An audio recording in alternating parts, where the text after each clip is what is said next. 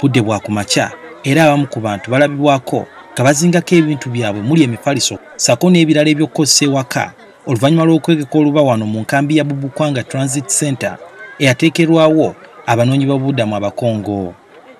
Ekifo kino kyaggalwawo wiiki 2 emabega oluvannyuma lw'abakongo okuddayo ewaabwe era tewalakirizibwa kubeerawo.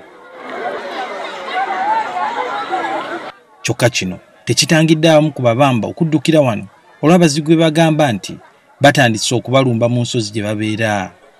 Wava ku lutalo lw'abano banafu abakonzo okutandika okuva eri mu myena nga bambadde irizi ne bakutte ebipanga ebijambiya nga bakutte amafumu n'obusaale nga balumba ffe ababwisi ne batandika okusalasala abantu kati ffe naffe kwe kudduka ne tujja wano mu kampo.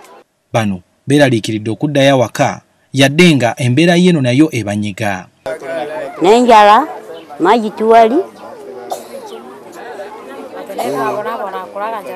tuli bubi twasula wano naku 2 tuli bubi. Abakazi baffe bazaala tebalina ddwaliro gye bazaalira leba tiwali buli kimu tiwali sawa zino omuntu bwakwatwa na gundi kolera ajja kufa bufi. Abamu ku bano enjala erabika okuba nga ebaluma wadde nga walala abazadde bagezaako okuyiyaako okulya.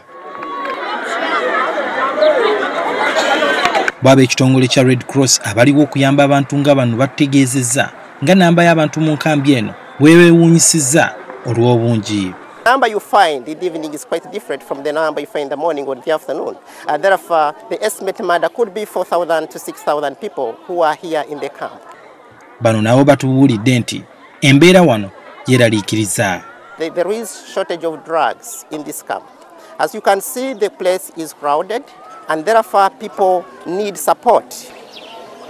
Abantu abasinga obungi wano bebakyala nga kwotadde n'abaana abato. Wabula abakulya district ya Bundibujjo bavuddeyo ne bategeeza nga batagenda kukkiriza muntu yenna okubeera wano.